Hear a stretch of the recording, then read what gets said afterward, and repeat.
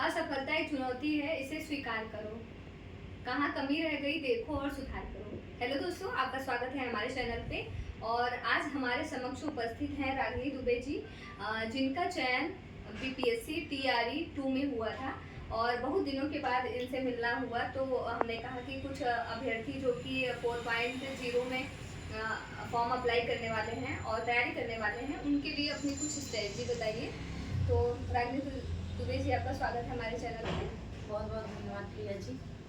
आप कुछ अपने बारे में बताएंगी कि आपकी जैसे शिक्षा कहाँ से हुई थी, या तो फिर और भी चीज़ें जो आप अपने बारे में बताना चाहें बता सकती हैं।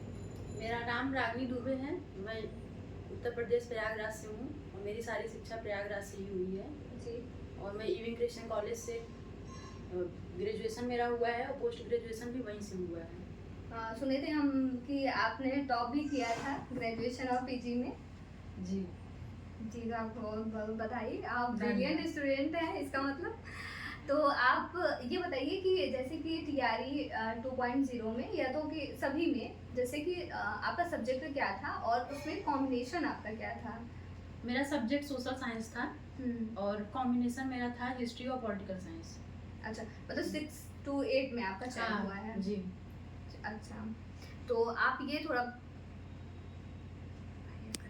अच्छा तो आपने कहाँ से, मतलब ऑफलाइन तैयारी किया था या फिर ऑनलाइन तैयारी किया था।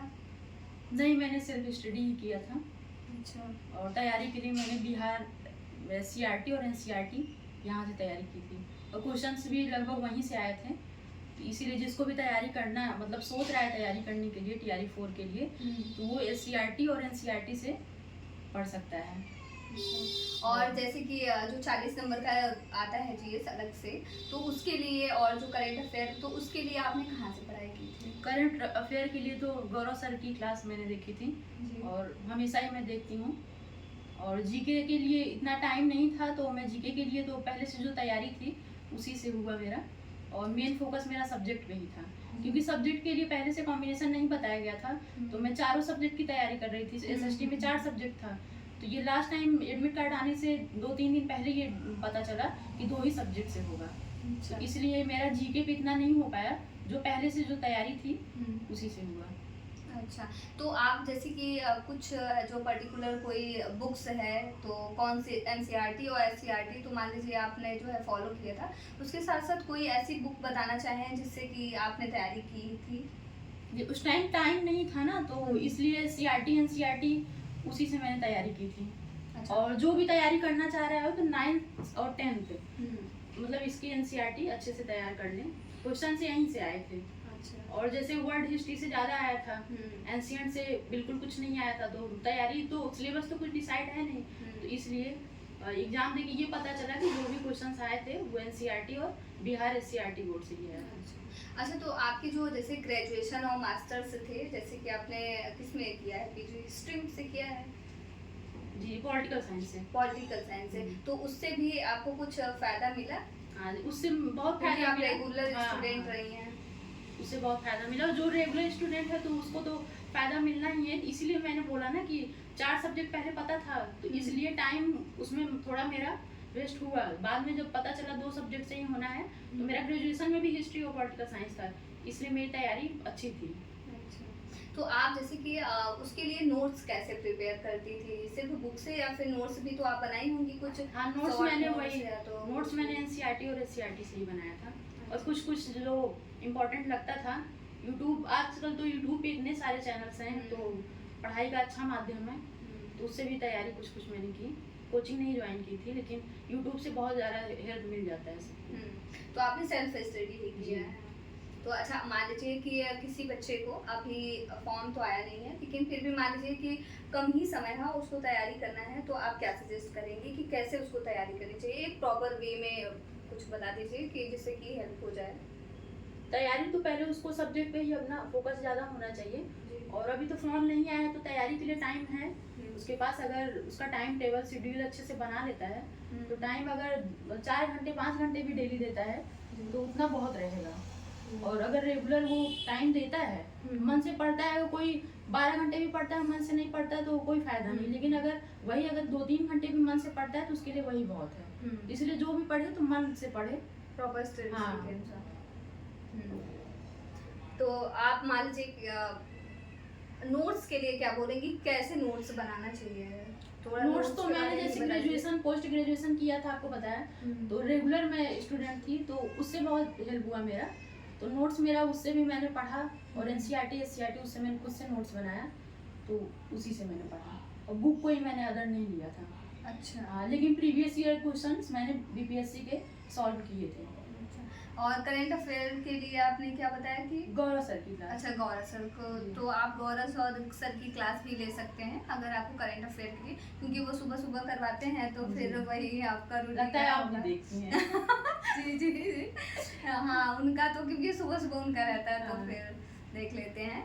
तो आपको आपकी पोस्टिंग कहाँ है इस टाइम पे?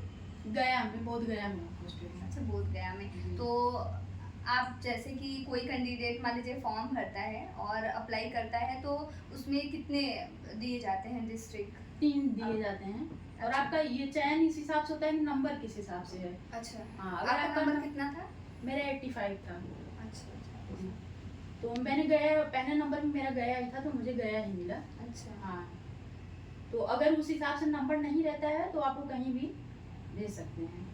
तो आपका क्या मतलब अनुभव क्या रहा बिहार, मतलब क्योंकि बहुत लोगों का चयन हुआ है, तो ऐसे ऐसे जगह मिल गए हैं कि जहाँ उनका मतलब कि सही नहीं है, तो आपका क्या अनुभव रहा? मेरा अनुभव तो बहुत अच्छा रहा, और मेरा स्कूल भी बहुत अच्छी जगह ही मिला है, और बच्चे भी बहुत प्यार करते हैं, तो मुझे तो बहुत अच्छा लगा। और वहाँ के टीचर्स भी, स्टाफ भी जितने हैं, सब बहुत सपोर्ट करते हैं, तो मेरा स्कूल तो बहुत अच्छा है, और बच्चे भी। अच्छा, तो अभी मान लीजिए कि जो ये TRE 3 का हो गया है, अब कल 15 तारीख है, तो कल से तो ज्वाइनिंग हो गई है, तो उनके लिए क्या कहेंगे कि जिसका नई नियुक्ति हुआ है, तो उनके लिए कि वो बच्चे को कैसे ट्रीट करें और कैसे पढ़ाएं? देखिए, स्टार्टिंग में जाएंगे तो सबके साथ मुश्किल होती है, क्योंकि जो पुराने टीचर हैं, थोड़ा नए टीचर से उन लोग का मैच नहीं होता है, लेकिन रहते रहते साथ में हो जाता है, तो वो सबके साथ में कहीं अच्छे लोग मिलते हैं, तो कहीं बुरे लोग मिलते हैं, वो मैनेज करना उनको खुद आना चाहिए, तो वो धीरे धीरे हो जाता है मैनेज। तो ये स्टार्टिंग में तो मुझे भी थोड़ा मतलब अच्छा नहीं लगा, लेकिन बच्चे इतना प्यार दिखाते हैं, इस वजह से मुझे बहुत अच्छा, अब अच्छा लगता है स्कूल में बच्चों के साथ में रहना। मतलब स्टूडेंट से आपकी काफी अच्छी बॉन्डिंग है। जी जी। तो और कुछ भी ऐसी चीजें जो नए अभ्यर्थी हैं, मतलब कि फॉर्म भरने वाले हैं, तैयारी करने वाले हैं, तो उनके लिए कोई ऐसे शॉर्टकट ट्रिक आप बता दीजिए कि जिससे कि वो हाँ उस प्रॉपर वे में तैयारी करें और उनका सिलेक्शन हो जाए। सबका अपना अलग अलग तरीका होता है पढ़ने का, बस यही है कि रेगुलर पढ़ते रहें, और अपना नोट्स अपना खुद से बनाएंगे तो वो ज़्यादा प्रॉफिट देता है। जी, बुक तो बहुत सारी मार्केट में मिल जाएंगे, लेकिन खुद का नोट्स जो होता है वो ज़्यादा ही अच्छा होता है, तो इसलिए अभी से नोट्स बनाएं, अभी से तैयारी शुरू कर दें, तो टाइम तो अभी बहुत है उन लोगों के पास, तो उन लोग की तैयारी अच्छी हो सकती है। जी जी।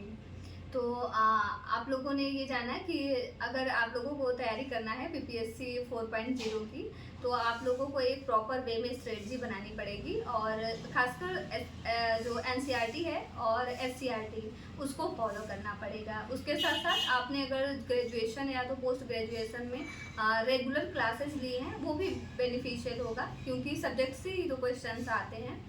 और आपने एस्टेट भी पास किया है? जी। TGT PGT में? जी, एस्टेट मेरा नहीं था, इसलिए मैं फॉर्म नहीं भर पाई थी। अच्छा। तो इस बार मेरा क्वालिफाई हुआ है एस्टेट से, इस बार आएगा। एस्टेट कम में कितना आपका नंबर है दोनों सब उसमें?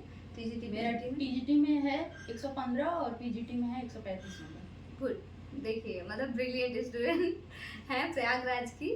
तो आपसे मिलके बहुत अच्छा लगा, और आपको बता दें कि ये मेरी कज़न भी हैं, तो लेकिन इधर मिलना नहीं हो रहा था, इससे आपके समक्ष नहीं ला रही थी, और आज कल ये चली जाएंगी क्योंकि छुट्टी 2-3 दिन का ही मिला था, तो हमने बोला कि कुछ आप लोगों के लिए किया जाए, जिससे कि आप लोगों को भी तैयारी करने में हेल्प हो।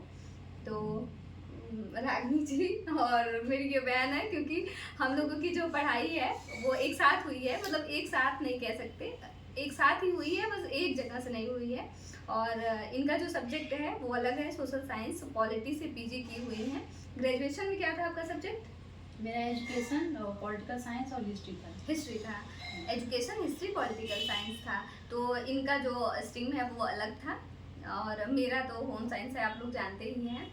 तो आपका धन्यवाद, और आप लोग भी बताइएगा कि आप लोगों को रागिनी दुबे से मिलके कैसा लगा, और इनका अनुभव आप लोग और लोगों से भी साझा करिएगा। और अगर आप लोग अपनी कोई स्ट्रेटजी है अगर क्वालिफाई किए हैं तो आप कांटेक्ट कर सकते हैं हमारे चैनल पे, और आप अपना जो भी अनुभव है उसको साझा कर सकते हैं।